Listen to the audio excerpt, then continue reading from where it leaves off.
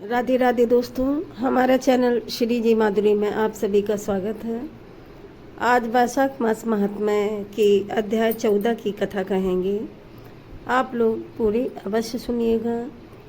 पिछले वीडियो में अध्याय 1 से लेके अध्याय 13 तक की कथा कही है, वो भी आप मेरी वीडियो में सुन सकते हैं। कुछ जुकाम हो गया है तो कुछ गला बैठा हुआ है, मतलब आवाज़ सही नहीं आ रही है, उसके लिए क्षमा करें और चैनल को सब्सक्राइब अवश्य करें। वैशाख मास महात्म्य अध्याय 14 की कथा शुरू करेंगे।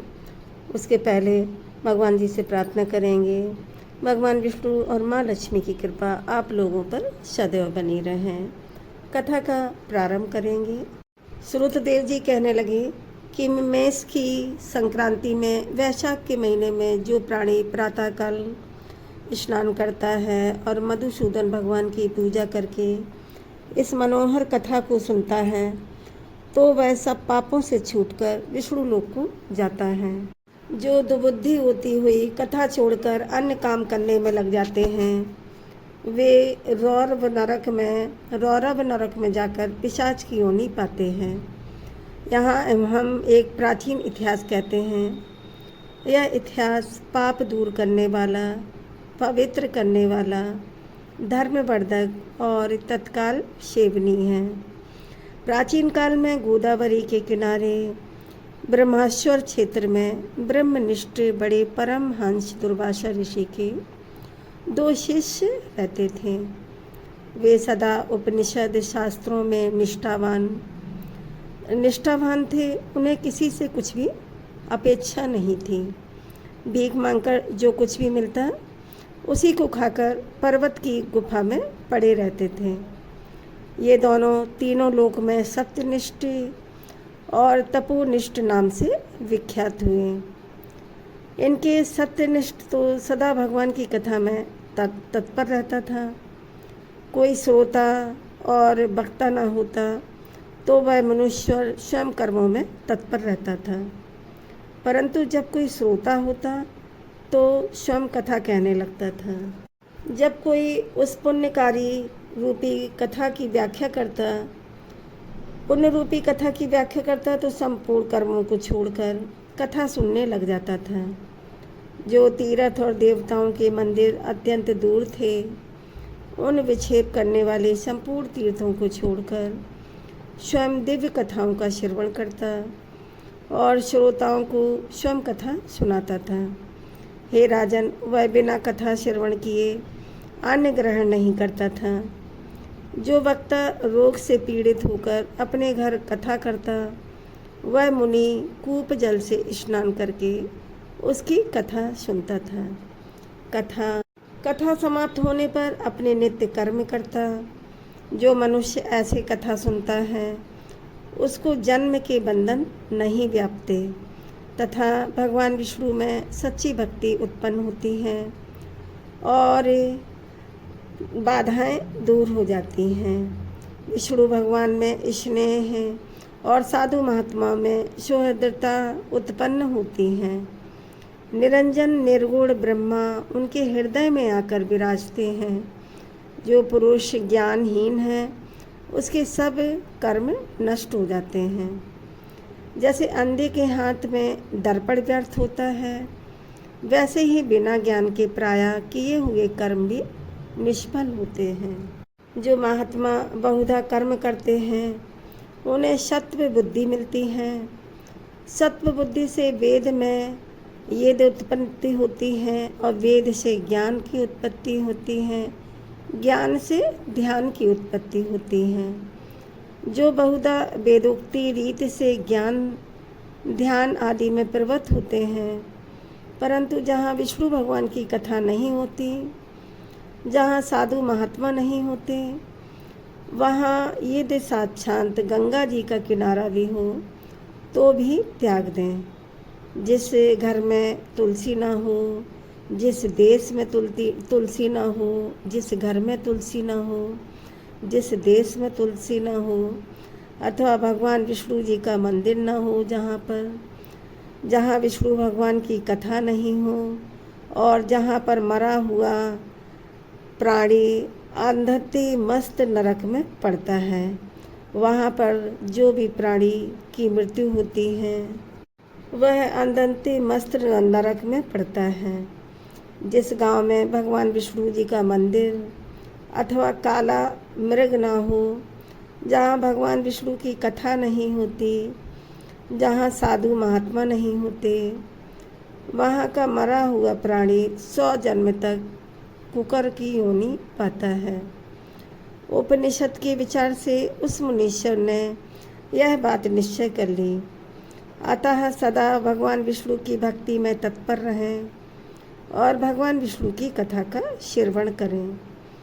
कथा सुनने से अधिक और किसी काम को नहीं माने।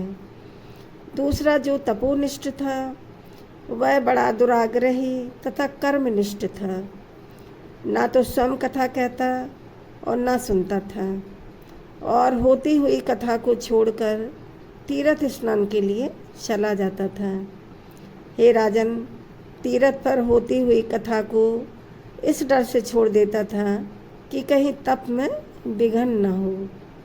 श्रोता और वक्ता कोई भी उस कर्मनिष्ठ के निकट होकर गृह कार्य के लिए नहीं निकलते थे। वह दुरा आत्मा दुबुद्धि ऐसे ही समय बिताता था।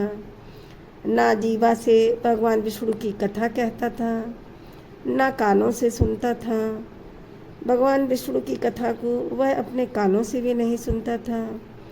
विष्णु भगवान की कथा न सुनने से तथा अपनी मूढ़ता और दुराग्रह से जब उसने अपना शरीर छोड़ा, तब वह समी के वृक्ष पर छिन्नकड़ नाम का महाबलवान पिशाच हुआ। वह महाबलवान पिशाच हुआ आश्रयहीन क्षुधा से व्याकुल होकर उसका कंठ, ओठ और तालू सूख गए। ऐसे ही अत्यंत दुखी होकर और दुख भोगते भोगते उसे 10,000 वर्ष बीत गए। 10 सहस्त्र वर्ष बीत गए। कहीं भी उसे अपना कोई रक्षक नहीं दिखाई देता था। भूख से व्याकुल अत्यंत दुखी होकर उसका कोई रक्षक नहीं दिखाई दिया, तो वह बहुत ही दुखी हुआ और वह अपने किए हुए कर्मों पर विचार करता हुआ उन्मत्त की तरह घूमने लगा। भूख के मारे इधर उधर भटकता रहा, कहीं भी उसकी निवृत्ति नहीं हुई। उस अकृतात्मा की देह पर पवन अग्नि के समान लगता था, जल काला अग्नि के तुल्य और फल पुष्पपात विष के सदृश मालूम होते थे। इस प्रकार उस दुर्बुद्धि कर्मठ को कहीं भी सुख की प्राप्ति नहीं हुई। इसी प्रकार वह उस सुनसान वन में फिरता था। साधु संग तथा कथा से रहित आश्रम स्थान में वह भटकता रहा। कदाचित देवयोग से सत्यनिष्ठ पेटेंसीपुरी में आया। मार्ग में दुख से पीड़ित छिन्नकड़ नाम पिशाच को देखा। वह क्षुधा से आतुर अपनी आत्मा को द्रवित करता हुआ बुरी तरह से रोता था। उसे देखकर मुनीश्वर कहने लगे, डरो मत, तुम कौन हो और तुम्हारी यह दशा कैसे हो गई? अब से आगे तुझे दुख नहीं होगा। जब सत्यनिष्ठ ने ऐसा आश्वासन दिया तो छिन्नकड़ अत्यंत व्याकुल होकर कहने लगा, हे प्रभु, मैं दुर्वासा ऋषि का शिष्य तपोनिष्ठ नामक यति हूँ। ब्रह्माक्षर क्षेत्र का निवासी बड़ा दुराग्रही कर्मनिष्ठ था। कर्मों के लोप हो जाने के भय से मैंने अपनी मूर्खता और अपनी दुर्बुद्धि से महात्माओं की होती हुई भगवान विष्णु की कथा का आदर नहीं किया, और कर्मों को काटने वाली कथा मैंने श्रोताओं को कभी नहीं सुनाई। उसी कर्म के घोर परिणाम से मेरी मृत्यु हुई और मैं छिन्नकड़ नामक पिशाच वन में दुख से अत्यंत व्याकुल हुआ हूँ। मुझे इस घोर दुख से छुड़ाने वाला कोई नहीं दिखाई देता। मार्ग में जाते हुए तुम्हें देखकर मेरा भाग्य फिर आ गया और मेरा भाग्य फिर गया।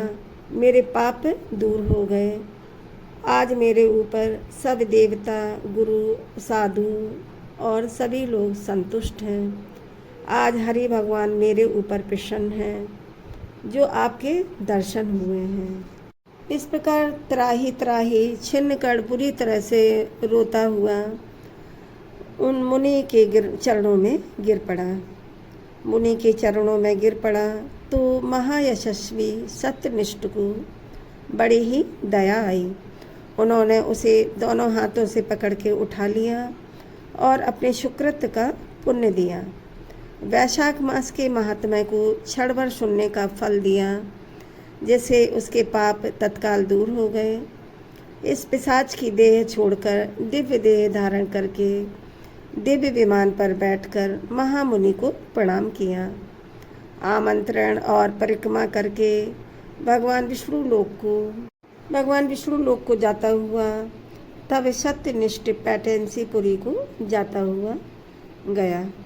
बारंबार महात्मा श्रवण की चिंता करता हुआ श्रुतदेव जी बोले, जहाँ शुभ फल के देनहारी, सब लोग के पाप दूर करनहारी भगवान विष्णु की कथा से यह सभी संपन्न हैं।